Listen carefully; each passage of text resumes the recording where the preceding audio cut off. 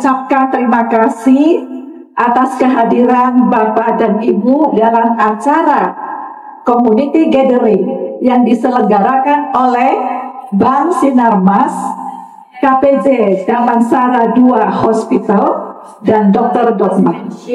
Puji syukur kita pada hari ini bisa berkumpul di sini dalam keadaan sehat semua. Ya, salam sehat sejahtera. Kami juga mengucapkan terima kasih kepada Ibu Elizabeth selaku pimpinan cabang Bank Sinarmas Pondok Indah. Jadi kami mengucapkan terima kasih kepada Pak Brandon dan tim dari KPJ Healthcare yang telah bersama dengan Bank Sinarmas yang telah memfasilitasi terselenggaranya acara Community Gathering pada hari ini. Acara Community Gathering ini akan menghadirkan Dr. Jaidip Singh dari KPJ Damansara II Specialist Hospital secara online yang sebentar lagi akan bergabung bersama kita.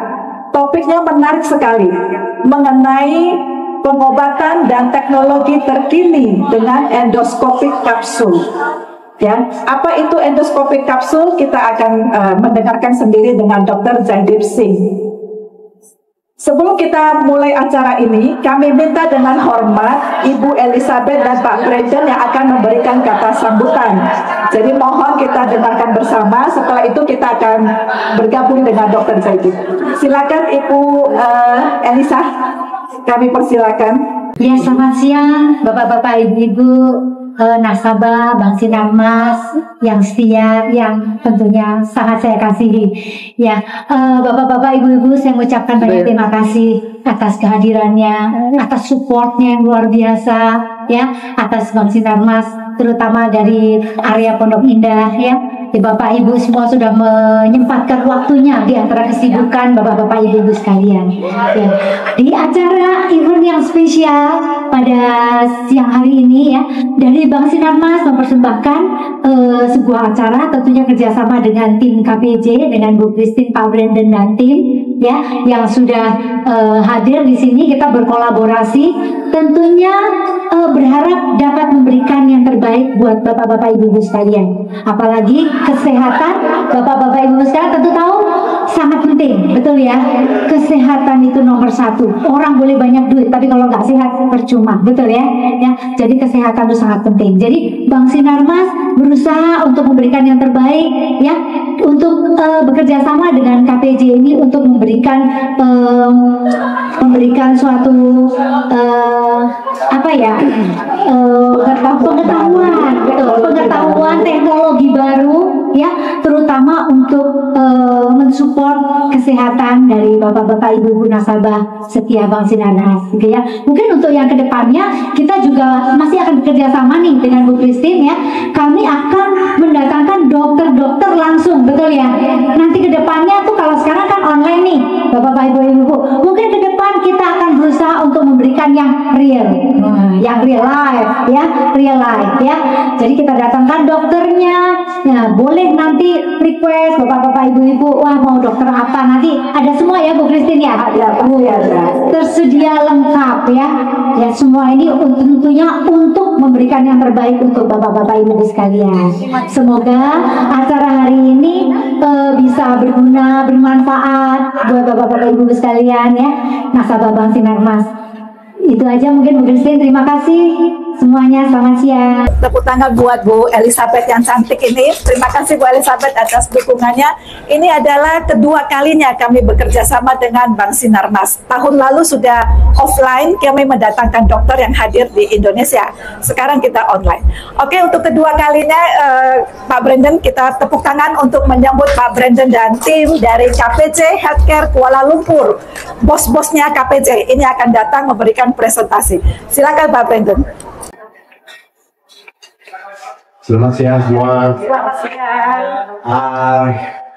Yang pertama, saya ingin meminta maaf karena bahasa saya kurang bagus. So, izinkan saya buat dalam presentasi lebih bahasa. Oke? Oke. Sebagai grup rumah sakit sudah lama dalam market, ya. Dah 40 tahun sejak 1981, ya. Kami juga adalah grup healthcare yang pertama berdaftar dalam stock market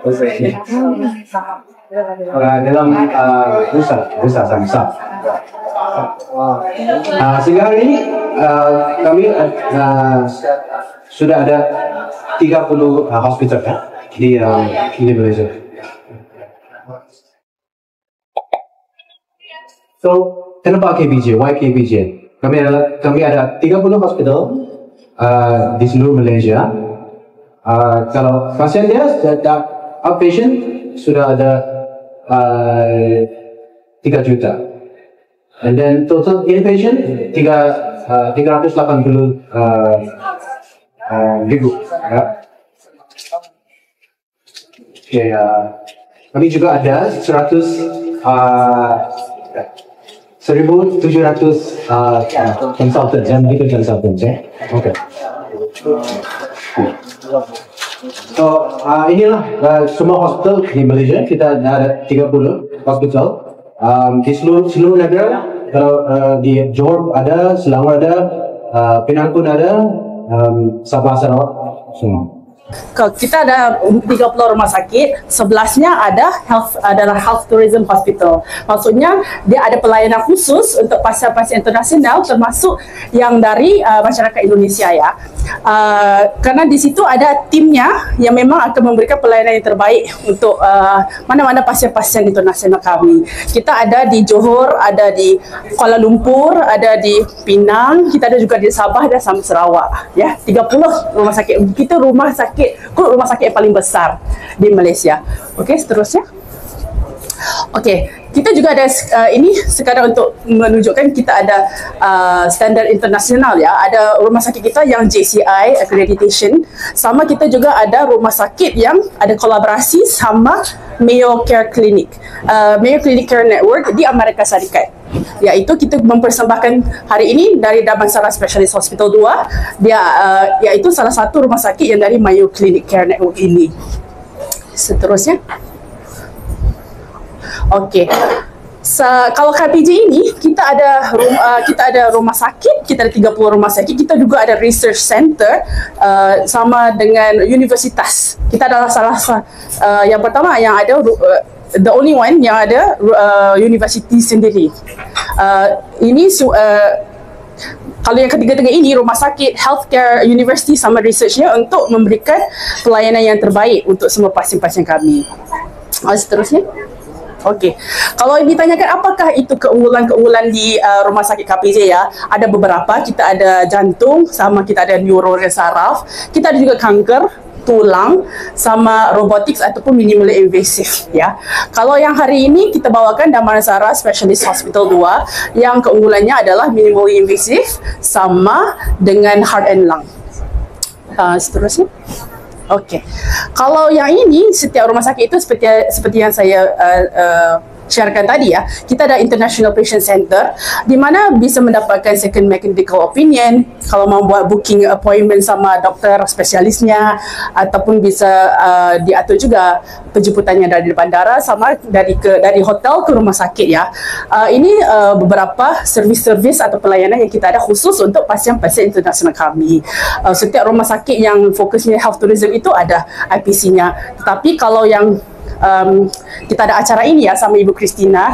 Ibu Christina juga bisa kita dapatkan ada pertanyaan bisa lewat Ibu Christina juga dari Dr. Rotmai ya. Seterusnya. Boleh sikit ya. Seterusnya.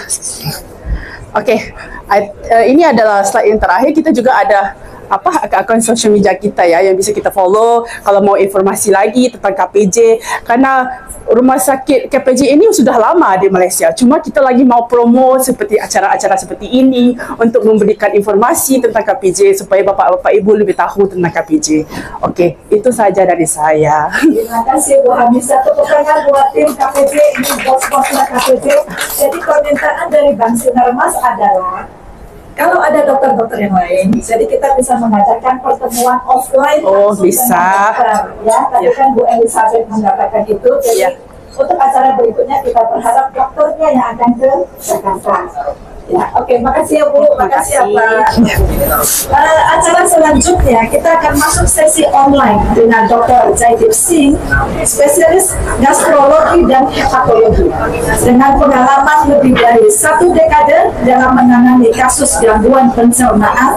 Jadi topik dokter hari ini adalah mengenai pencernaan lambung, usus besar, usus halus, termasuk radang usus dan hati. Jadi mari kita bergabung dengan tim KPJ spesialis KPJ Damansara 2 spesialis hospital dengan online. Bisa kita bergabung sekarang.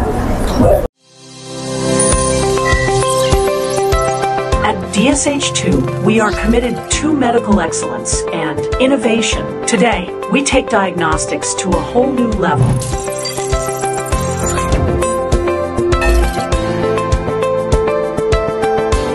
Endoscopy and colonoscopy, just hearing these words can cause anxiety.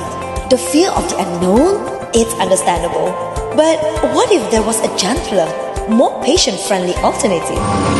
DSH2 is proud to be the first in Southeast Asia to introduce the revolutionary AI-powered robotic capsule endoscopy, an innovation redefining digestive diagnostics. This advanced, non-invasive technology requires nothing more than swallowing a capsule, no tubes intubation, easy digestion, no discomfort, just smart diagnostics at work. Once inside, the capsule autonomously navigates your digestive tract, capturing high-definition images. AI technology enhances detection, ensuring precise and early diagnosis.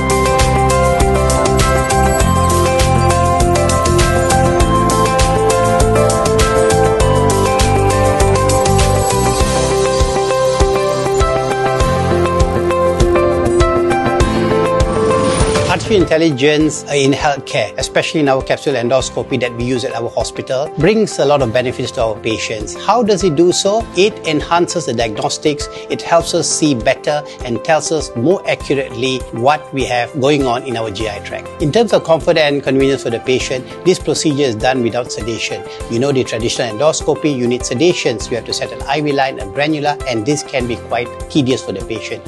So no sedation. With ease, the patient comes to the endoscopy room and we do the procedure. And after having the capsule endoscopy, the patient can relax with ease. This AI system is loaded into our software. This is mapped with a huge database which is scientifically proven throughout the world. So this database is vast, incorporated in the software system. So when the AI picks up the lesions, it highlights it with more accuracy, and this gives the confidence to the patients and to us as clinicians to diagnose better. The capsule endoscopy will be extended to colonoscopies, where in the future we'll be able to pick up precancerous lesions, especially for colonoscopic surveillance, and this will be a major breakthrough in the industry. So AI in healthcare allows us to operate in a more efficient manner and therefore enhancing the patient experience as a whole. With this innovation, you can live fully, eat freely, and move confidently, knowing that your digestive health is in safe hands. Whether it's sharing meals with loved ones, traveling without worries, or simply embracing every moment, your well-being should never hold you back. With this breakthrough, DSH2 sets a new benchmark for medical care, ensuring world-class healthcare is accessible right here in Southeast Asia.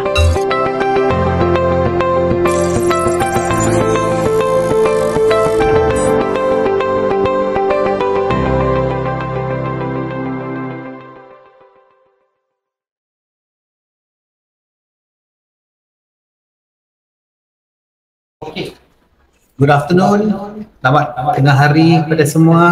Selamat sore. Hai.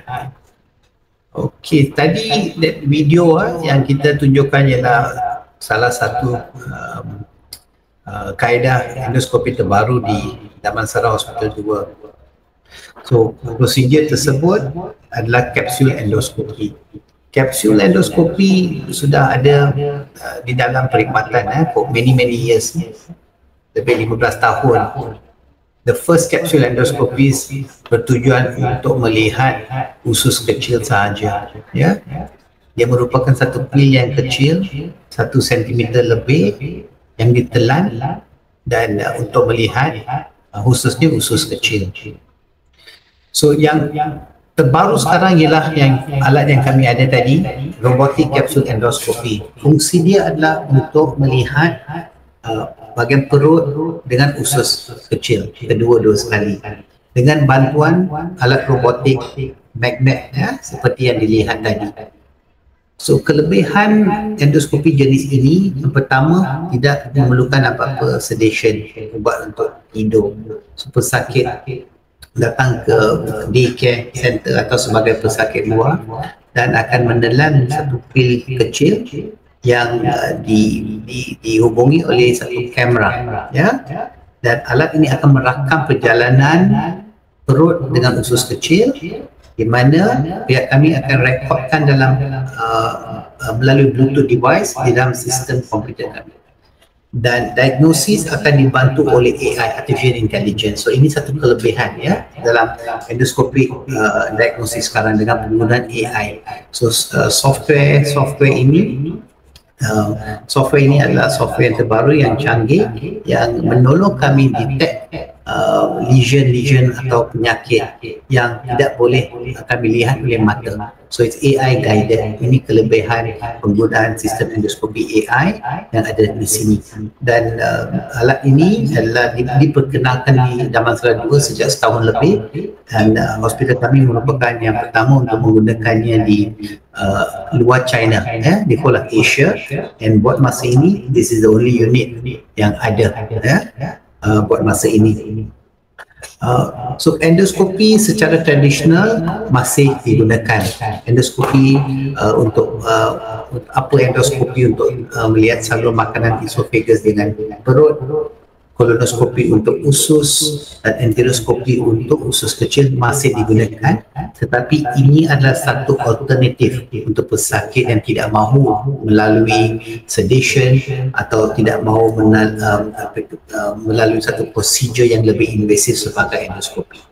Ya, so ini kelebihan yang kami menawarkan dekat hospital ini, selain daripada endoskopi prosedur yang lain seperti obesity, balloon swallowing, intragastric balloon, rawatan untuk GERD, asam lambung dan sebagainya.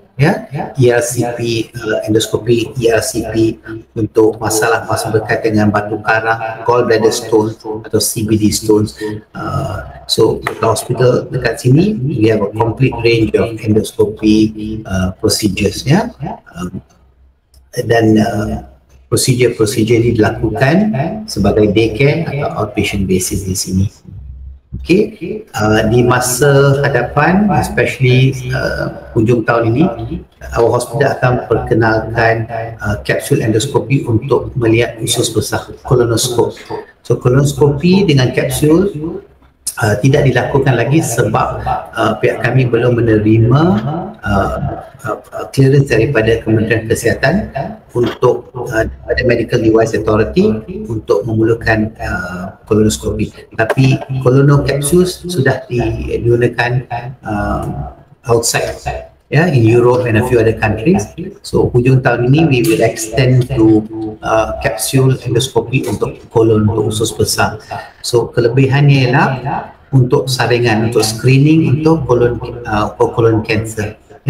Colon cancer merupakan sekarang the second most prominent cancer in the world, and dia melibatkan mortality dan morbidity yang sangat tinggi, dan colon cancer adalah satu cancer yang senang untuk diagnose sekiranya surveillance dibuat awal.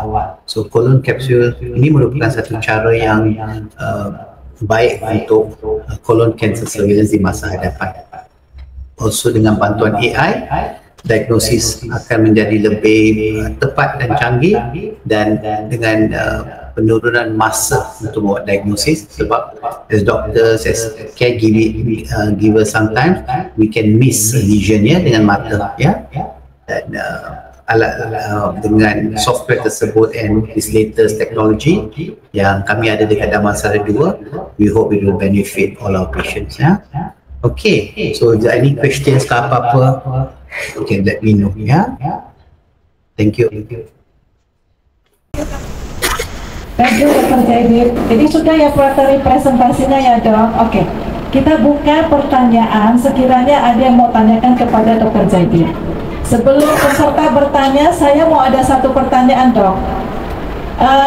Berapa lama kapsul yang masuk ke dalam tubuh akan dikeluarkan? Apakah itu stay few hours atau after endoscopy kemudian langsung keluar, and how to keluarkan itu kapsul? Thank you dok. Ini ada titipan pertanyaan dari para ada pasien yang bertanya. Baik. So pertama kapsul ini untuk melihat dua bahagian. Satu ialah perut, satu ialah usus kecil. So average time untuk kapsul untuk perut adalah 16 sampai 20 minit. Lepas itu kapsul akan masuk ke usus kecil. Usus kecil sangat-sangat panjang, bermeter-meter panjang. Dan average time of transit untuk kapsul untuk usus kecil adalah antara 4 jam sampai 8 jam. Kapsul itu akan keluar secara natural dan kami tidak perlu mengutip kapsul tersebut sebab recording adalah dibuat oleh alat Bluetooth kami, our Bluetooth device. Ya. Tetapi untuk patient tidak perlu baring atas katil atau di bawah magnet itu untuk seluruh usus kecil. Selepas kapsul dah habis 20 minit daripada perut, patient boleh bangun dan jalan dan buat kerja-kerja yang diperlukan atau membawa alat tersebut balik ke rumah dengan Bluetooth device untuk recording sehingga kapsul itu keluar. Dan biasanya kapsul ini memerlukan masa sedikit ya untuk puasa ya, untuk kena lanjutkan yang puasa sikit sebab usus kecil sangat panjang. So biasanya lepas menelan kapsul, patient tidak boleh makan atau minum for at least 4 sampai 5 jam. Okay? Thank you Pak. Thank you dokter. Sebentar ya, saya tanya para peserta jika ada pertanyaan. Bapak Ibu, presentasi tadi Dr. Jaidip mengenai kapsul endoskopi yang dengan cara terkini, tidak pakai lagi skop kayak zaman dulu, tidak perlu pakai obat bius, hanya menelan kapsul, kemudian kapsul itu akan meneropong melalui usus, lambung sampai ke usus kecil, seperti itu. Jika ada pertanyaan, kami berikan kesempatan untuk tanyakan kepada Dr. Jaidip. Ada ya Pak? Oke. Sebentar ya dokter, ada satu pertanyaan.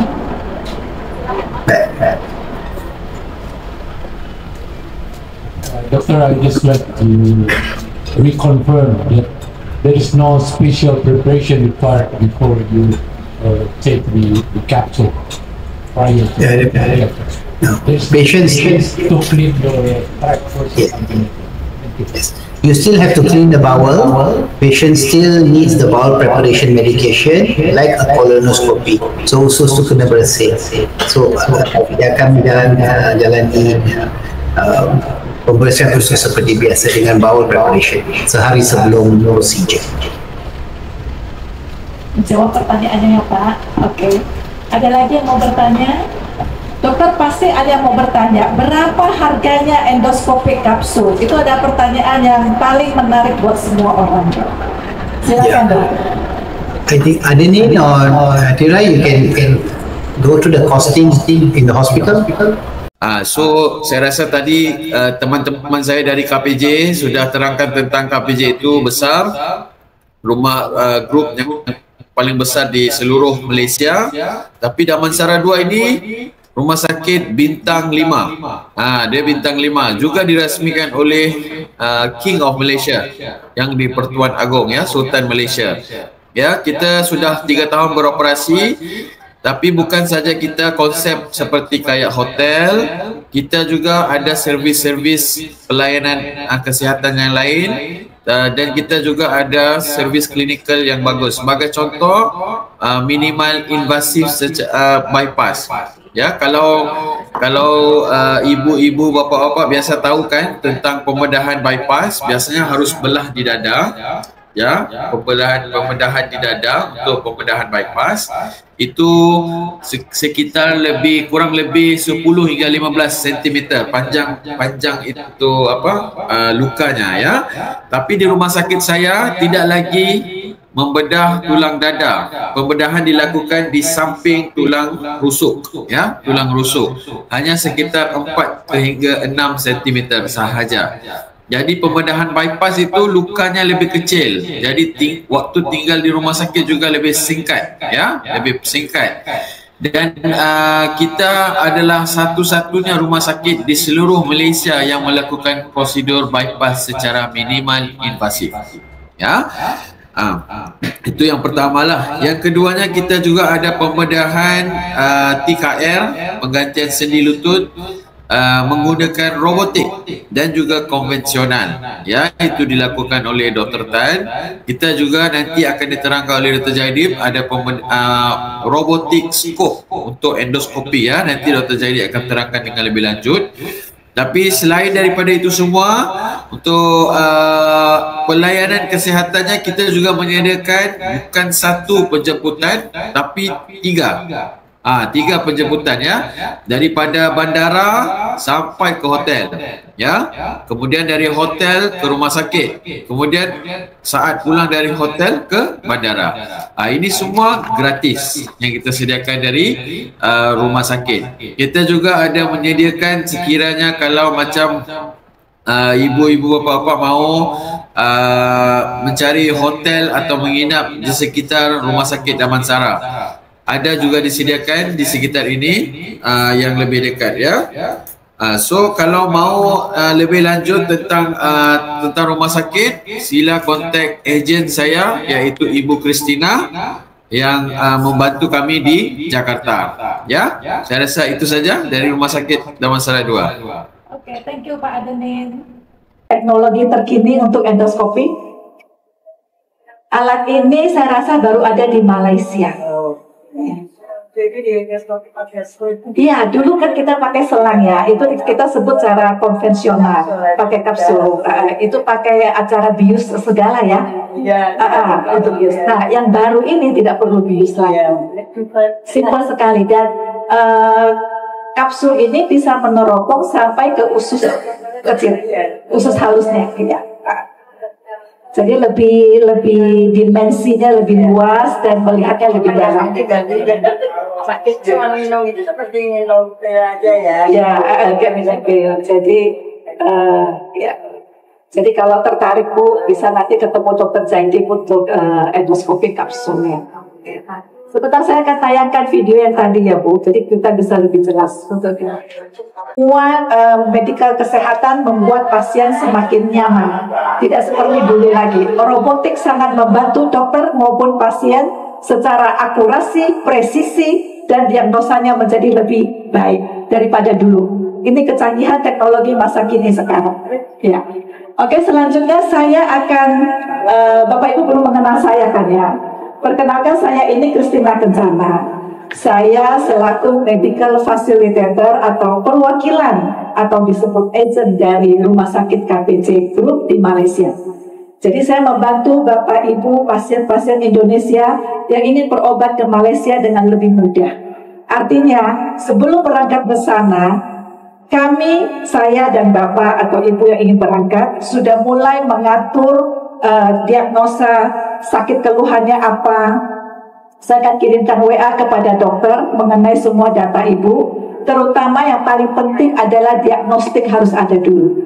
Mungkin sudah pernah melakukan tes di sini, mungkin sudah punya X-ray di sini. Nah, hasil itulah yang dokter akan review secara awal. Setelah itu, kemudian dokter bisa menyarankan salah satu tindakan yang bisa dilakukan. Bapak dan Ibu baru berangkat ke sana. Apa yang kami lakukan ini untuk menghemat waktu, tenaga, dan biaya selama di Malaysia.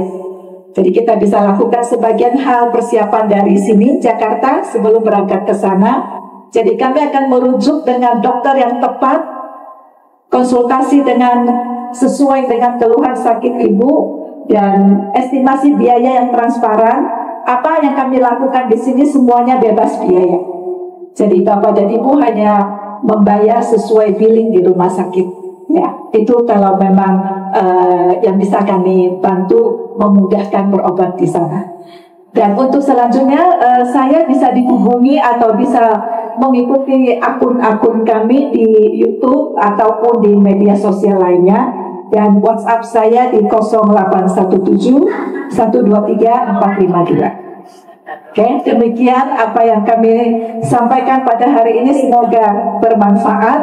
Saya rasa tibalah kami di saat penghujung acara, jadi kami pamit mohon undur diri, dan kami berharap bisa bertemu Bapak dan Ibu kembali di acara berikutnya bersama Bang Sinarmas.